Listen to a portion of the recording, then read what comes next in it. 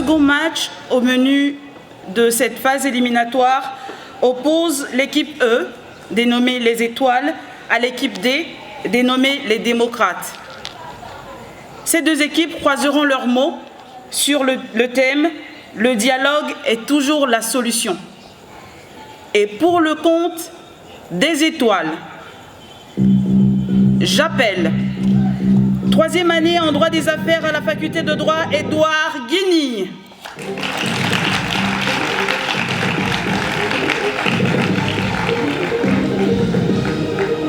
Troisième année biologie, physiologie animale à la faculté des sciences, Clémentine Lemou.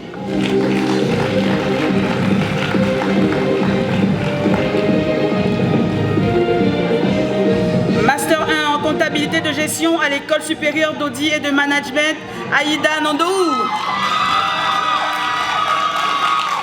Deuxième année de sciences juridiques à l'UCAO, Elena Ama.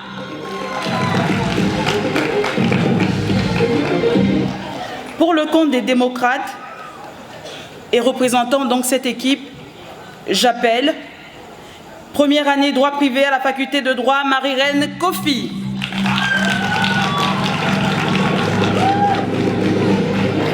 Deuxième année droit privé à la faculté de droit, Grace Doblé.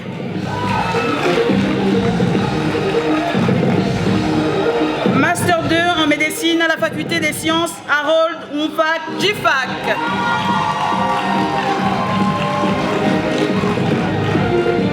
Troisième année logistique à Emarito et Sodina Gado.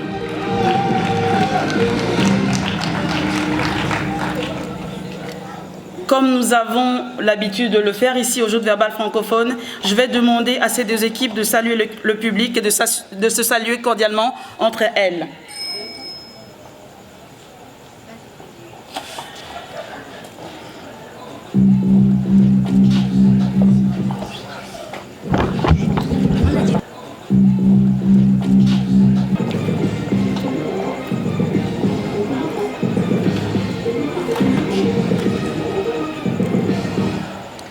Le dialogue est toujours la solution.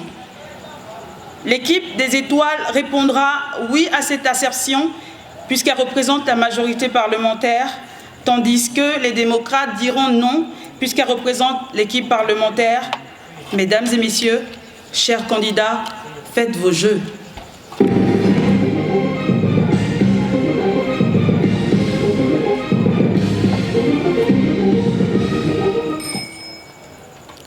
Gloire au peuple où l'on parle, car l'honneur de la République se trouve dans la libre parole.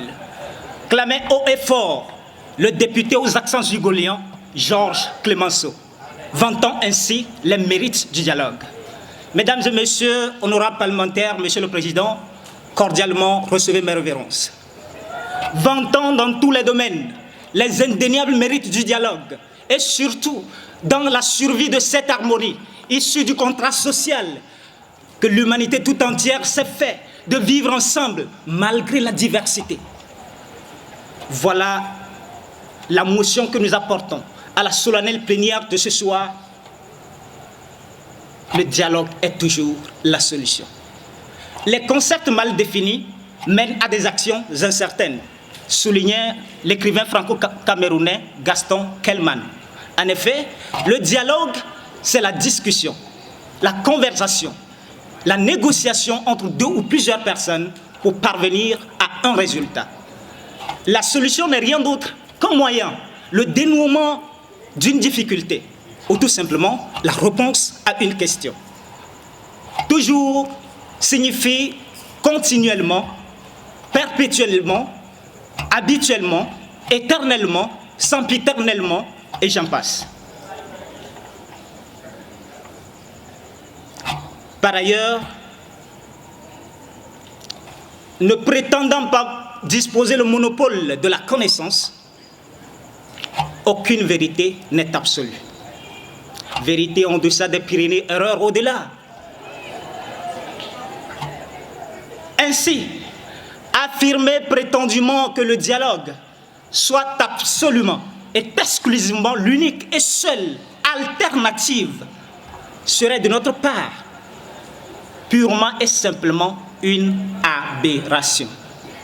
Mais ce que nous disons, ce que nous clamons, chers membres de l'opposition, c'est tout simplement que toutes les autres alternatives, toutes les autres voies de sortie, toutes les autres tentatives ne peuvent aboutir à être mises en œuvre de manière efficiente et efficace que par le dialogue.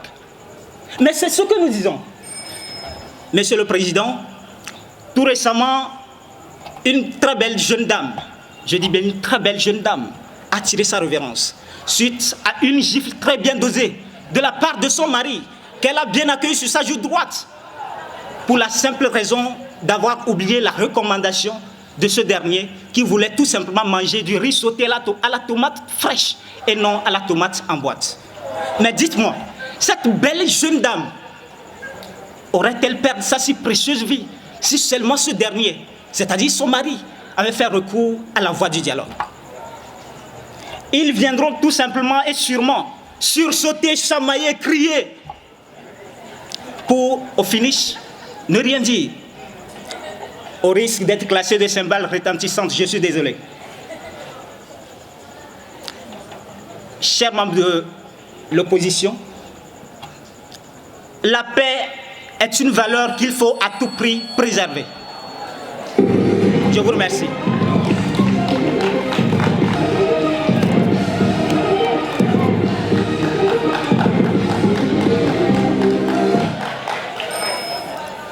Monsieur le Premier ministre, vous venez de dire que vous considérez cette motion comme une aberration.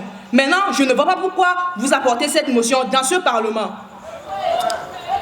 L'homme, étant un être réfléchi, se caractérise des animaux par son aptitude à modérer ses pulsions quand vient le tumultueux moment d'un conflit. Ainsi, les initiatives visant à calmer les situations envenimées prennent de diverses dénominations selon les situations dans lesquelles elles sont employées. Verbalisation, négociation, médiation, pourparler, table ronde, assise et j'en passe, le dialogue s'avère être un concept versatile. L'essence du dialogue prône une approche procédurale où les parties confrontent leurs exigences jusqu'à atteindre une position commune, le consensus. On parle alors de négociation.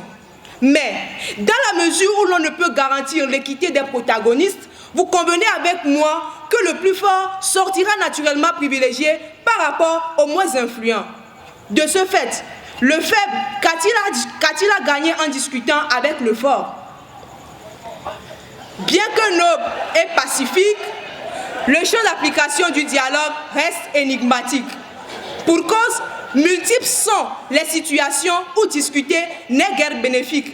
Et c'est justement pour cela que nous, à l'opposition parlementaire, disons qu'il n'est pas évident que le dialogue soit toujours et toujours la solution. Soyez-en sûrs, mesdames et messieurs, ils viendront vous vanter les mérites du dialogue, ces ministres. Ils viendront vous dire que le dialogue a permis de résoudre un bon nombre de situations dans le monde. Ils viendront vous dire que c'est le dialogue qui a favorisé la sortie de crise de plusieurs pays de par le passé. Ils viendront surtout avec ces partisans du dialogue et leurs citations, tout cela pour vous faire croire que lorsque deux ou plusieurs personnes entrent en conflit, aucune autre alternative n'est envisageable excepté le dialogue. Mais Dieu merci, nous sommes là. Oui, nous sommes là et nous allons leur prouver par tous les points et même par toutes les virgules possibles que le dialogue n'est qu'une option parmi tant d'autres que nous n'allons d'ailleurs même pas hésiter à vous proposer dans ce Parlement. Mesdames et messieurs, soyez vigilants car l'heure n'est pas à la distraction. Ce gouvernement, on le connaît. Il cherche un moyen pour déroger aux règles et ensuite faire appel au dialogue, mais ne cédons pas à l'idée selon laquelle le dialogue accélérerait les choses alors que nous savons pertinemment que c'est l'astuce parfaite pour la fuite de ceux qui refusent d'admettre leurs responsabilités. Ils passeront tout à l'heure nous discréditer en nous traitant de personnes prônant la violence au détriment du dialogue, mais je vous assure, chers parlementaires, à l'opposition, nous sommes des créateurs de la paix et de la diversité et nous allons leur montrer que dire non à l'idée selon laquelle le dialogue serait l'unique option pouvant résoudre un problème ne veut forcément pas dire oui à la violence. Chers parlementaires, que les paroles se taisent et que les actes parlent. C'est sur cette merveilleuse pensée de Saint Antoine de Padoue que je vous passe mon bonsoir.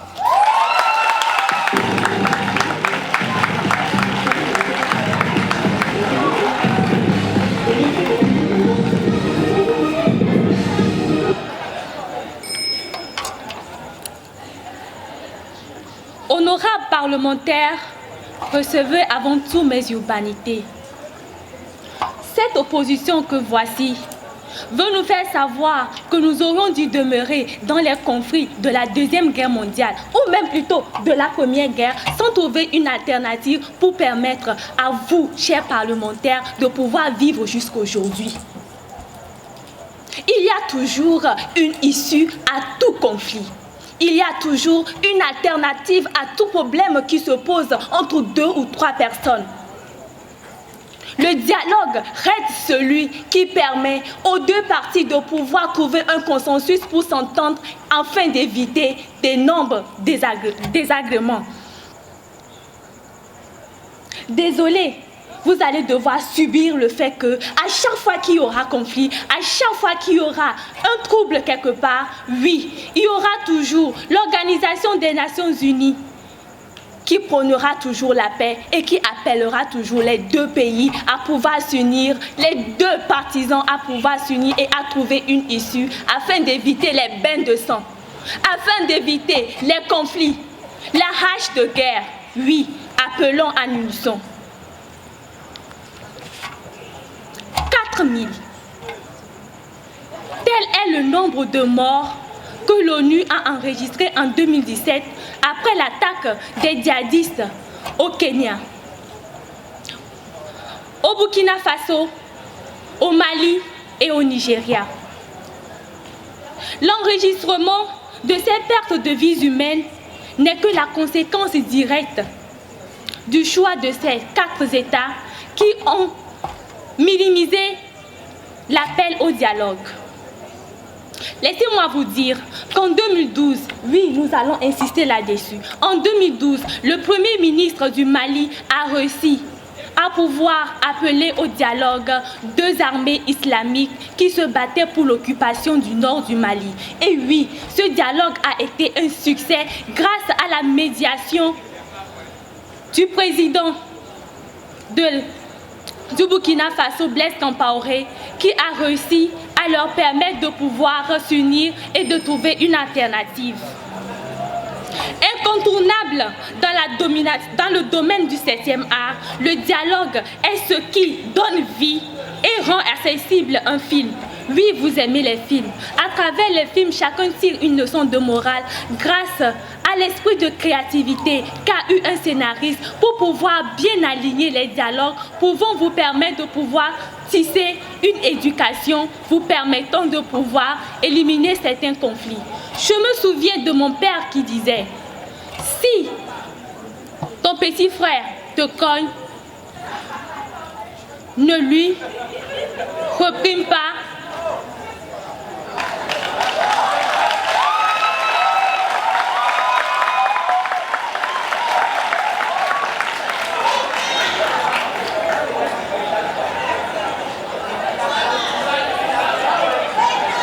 Si ton petit frère te donnait, je vous remercie.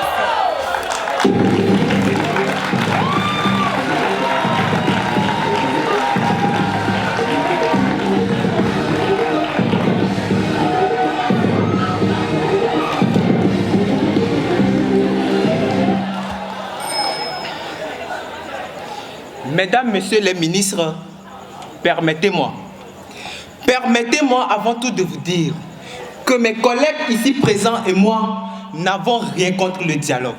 En tout cas, pas contre le vrai dialogue. Je veux parler de ce dialogue qui a pour mission première de rétablir la paix. De rétablir la paix et l'harmonie en tas de conflits, peu importe le degré de celui-ci. Et vous serez d'accord avec moi qu'avant que cette mission soit accomplie, il faut que les partis ou individus concernés acceptent tout d'abord de dialoguer, puis ensuite qu'ils soient dans un même état d'esprit collectif, positif et favorable à la réussite de ce dialogue. ai-je menti? Vous savez, nous aurions également bien aimé que le dialogue soit toujours la solution.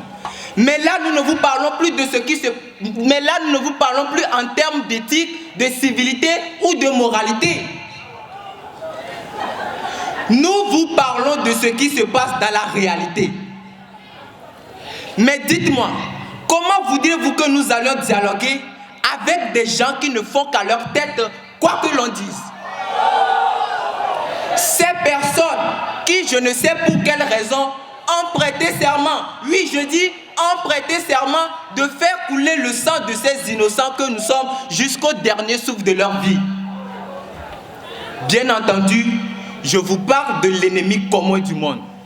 Ces terroristes, djihadistes, Boko Haram, ou quoi qu'on les appelle, vous êtes d'accord avec moi que nous n'allons pas dialoguer avec eux. Et d'autant que je le sache, aucun État, de par le passé jusqu'à présent, n'a jamais opté pour le dialogue lorsqu'il s'agit de ces attaques terroristes. Au contraire, ils ont pris leurs responsabilités face à l'ennemi. Et c'est ce que nous allons faire. Néanmoins, qu'on soit clair, nous ne sommes pas les apôtres de la violence. Mais rappelez-vous de Thomas Sankara, qui disait que l'esclave qui n'est pas capable d'assumer sa révolte ne mérite pas que l'on s'apitoie sur son sort. Et lorsque vous nous dites que le dialogue est toujours la solution, mais c'est insulter la mémoire de tous ces martyrs qui d'un moment à un autre ont dû se révolter pour faire entendre leur voix et non pas le dialogue. Et même si cela les a coûté la vie. Mais que dites-vous de la Révolution française? Cela ne s'est pas fait par le dialogue. Que dites-vous de Nelson Mandela qui s'est révolté pour libérer son pays de l'apartheid et non par le dialogue? Que dites-vous de Patrice Lumumba, ce héros national congolais qui a lutté pour libérer son pays, le Congo, du joug des colons belges et non pas le dialogue? Et que dites-vous de nos pères, nos aïeux, qui ont dû arracher la liberté dont nous jouissons aujourd'hui au prix de leur vie et non par le dialogue? Auguste Assemblée, il est clair que le dialogue n'est pas toujours la solution. Alors s'il vous plaît, collègues de la majorité, ne revenez plus ici nous dire que le dialogue est toujours la solution. Ou sinon, vous serez accusés de détracteurs de la... Je vous remercie.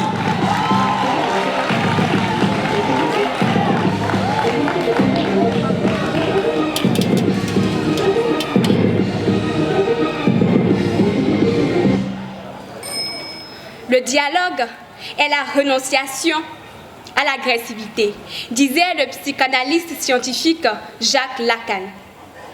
Parce que nous prônons la démocratie, parce que nous prônons le libre-échange vu la mondialisation, et parce que nous nous soucions du bien-être du peuple, nous, majorité parlementaire, cherchons à pérenniser la paix. En cela, le dialogue est toujours la solution.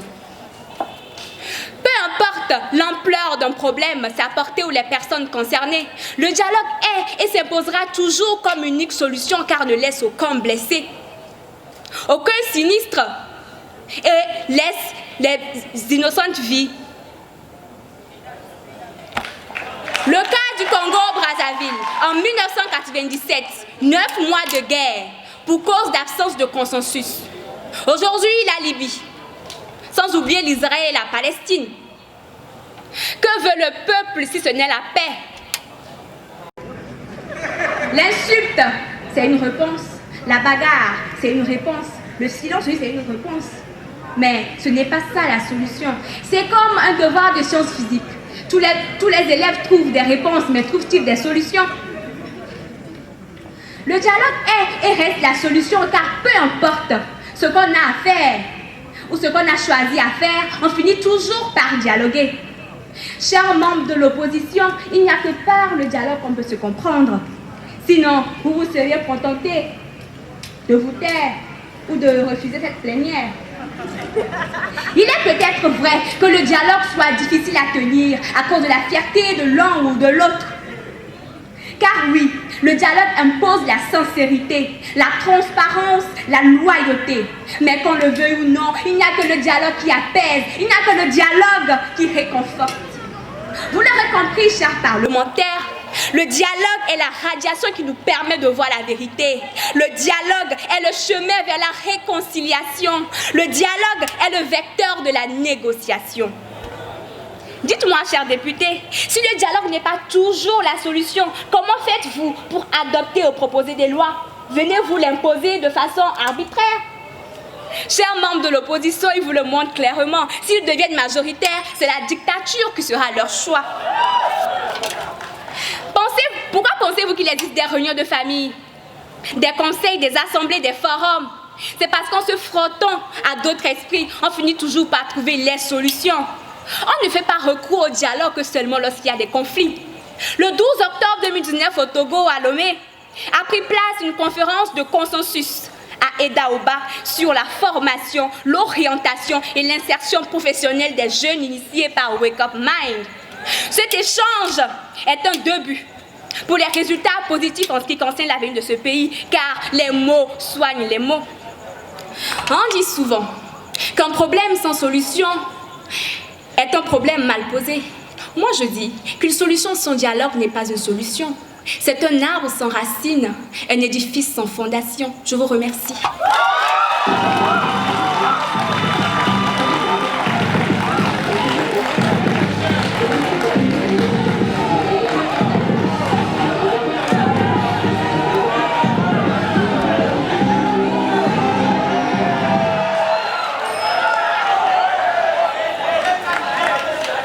Mesdames, Messieurs, chers parlementaires, croyez-moi, je n'en avais pas l'intention ce soir. Mais il faut quand même recadrer cette majorité.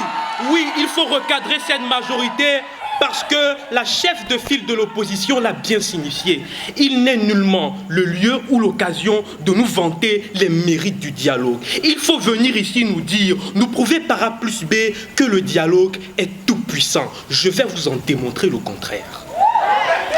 Primo, la première faille de la motion que vous proposez ce soir est d'un point de vue juridique. Notre code pénal classe les entraves à la loi en infractions, en délits et peines. Et comme pour sanctionner ces infractions, il prévoit également des contraventions, des amendes et une peine carcérale. Vous déduirez avec moi le caractère limité du dialogue, en l'occurrence la verbalisation, plus le degré d'infraction est élevé.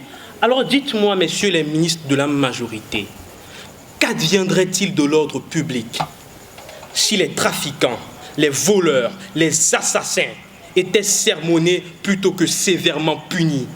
C'est donc pour garantir la liberté de nos concitoyens et leur sécurité que nous ne pouvons admettre le dialogue comme ultime solution. Et nous allons encore aller plus loin. Le dialogue que vous nous vantez comme étant tout puissant n'est que pure instrumentalisation. Oui, instrumentalisation. C'est une instance de manipulation de l'opinion lorsque vous, majorité, critiquez pour vos pratiques autoritaires, tentez de vous relégitimer sur la scène internationale et croyez-moi, de reprendre votre souffle. Nous n'allons pas tomber dans ce piège. Jeune Afrique, dans sa parution du 30 décembre 2019, sacrifie ce caractère instrumentalisé du dialogue en ces termes. Les dialogues, ce sont des simulacres nationaux. Restez sur vos blocs, nous allons encore aller plus loin. Évangile de Jésus-Christ selon Saint Jean, chapitre 2, je ne parle pas sans preuve, chapitre 2, versets 14 et 15. Jésus va rentrer dans le temple du Seigneur, il va trouver des marchands de brebis, des marchands de pigeons, pour ne pas dire des revendeuses et des émidjamans. Croyez-moi, Jésus ne va pas dialoguer avec eux. Il est dit, il va faire un fouet avec des cordes et il va les chasser de ce temple. Oui, je ne suis ni pasteur ni évangéliste, mais même le Fils de Dieu n'a pas cru en la toute-puissance du dialogue. Qui êtes-vous donc, chère majorité, pour nous en dire le contraire? Oui, et je termine, Madame la secrétaire générale du gouvernement, je prends à témoin les parlementaires présents ce soir. Je prends à témoin la présidente de l'Assemblée nationale et je vous défie, je vous défie de contredire la parole du Seigneur. Dites-moi Amen. Je vous remercie.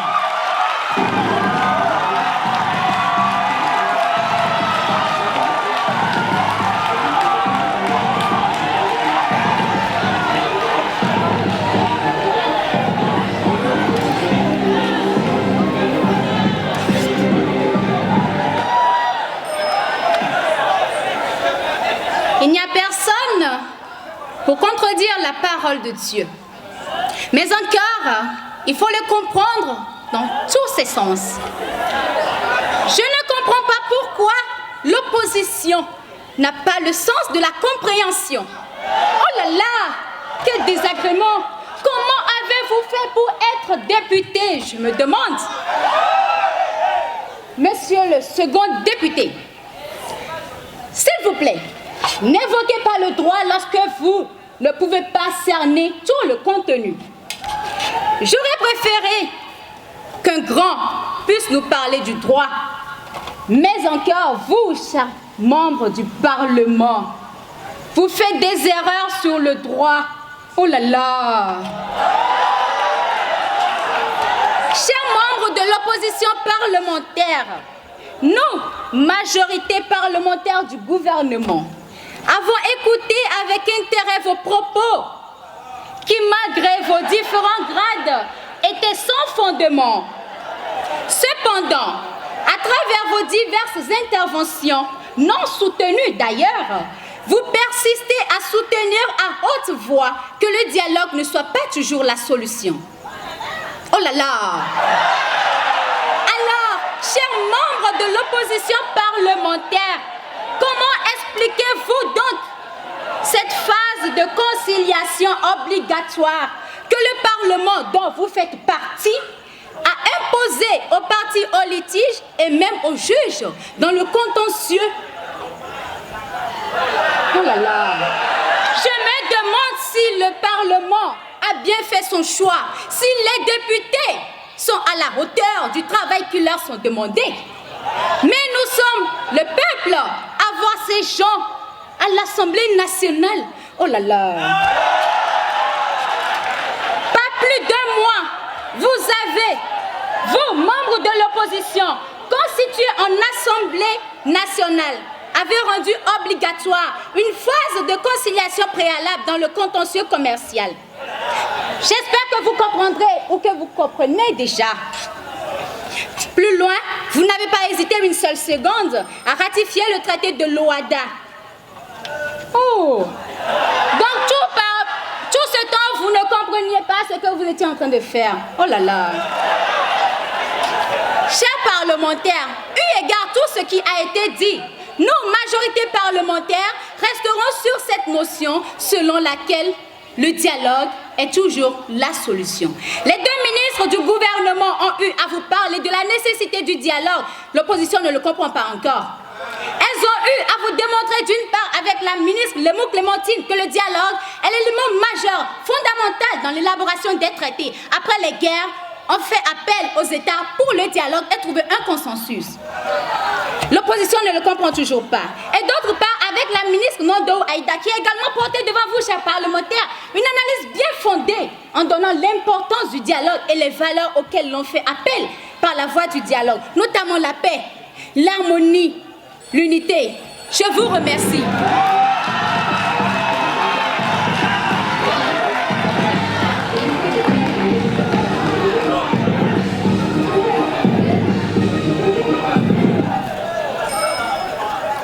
Honorables parlementaires, nous avons assisté médusés à chacune de vos interventions qui, pourtant, ne manquaient pas d'intelligence, mais étaient d'une impertinence déconcertante. Soutenir que le dialogue est toujours la solution, c'est garantir que, quel que soit le conflit auquel nous sommes confrontés, il faut d'abord passer par le dialogue. Honorables parlementaires, pourquoi ne pas dialoguer pour empêcher le conflit ne survienne plutôt que d'attendre un conflit et d'initier un dialogue? Tout au long de vos interventions, vous avez émis des propos remplis d'irrégularités que nous, membres de l'opposition, nous avons pris la peine de relever. Premièrement, vous nous parlez de l'ONU qui prône toujours le dialogue. Ne connaissez-vous pas les casques bleus?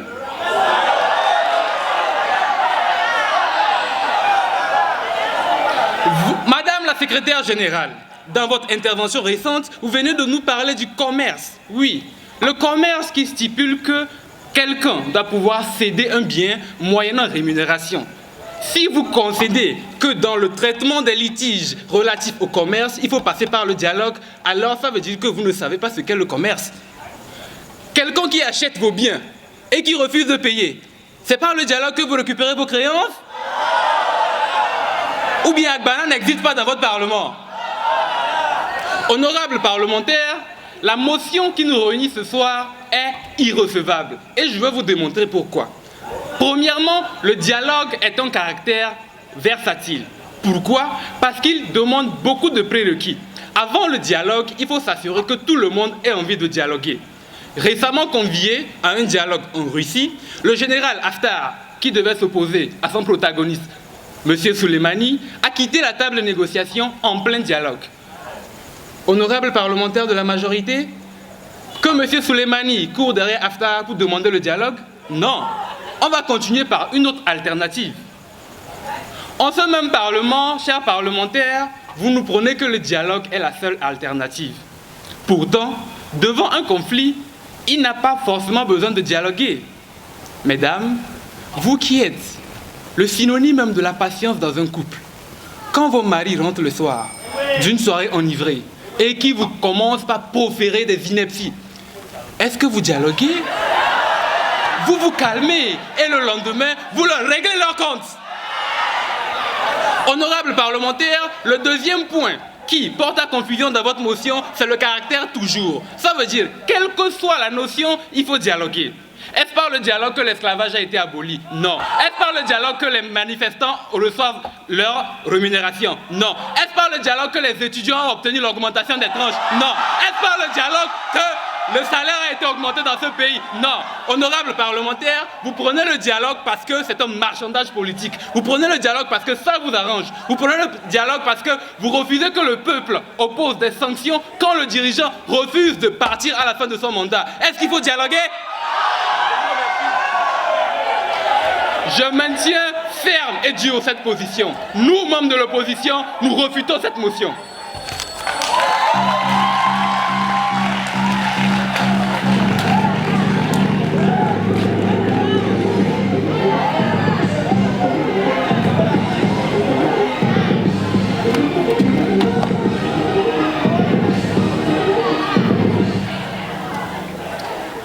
C'est plus fort que moi, j'ai juste envie de répéter cette onomatopée. Oh là là.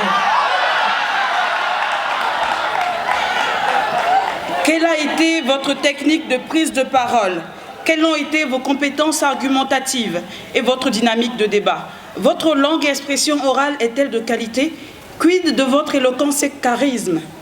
Madame Maï Marlène Nikabou, Monsieur Ambroise Kodaga, Monsieur Prince Bertrand, chers candidats, vous évalueront.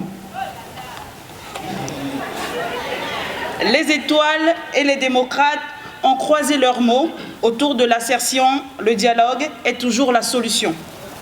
Guerre de mots dans la paix et la diversité, et pour la matérialiser, ces deux équipes vont se quitter le plus cordialement possible en se saluant encore une fois.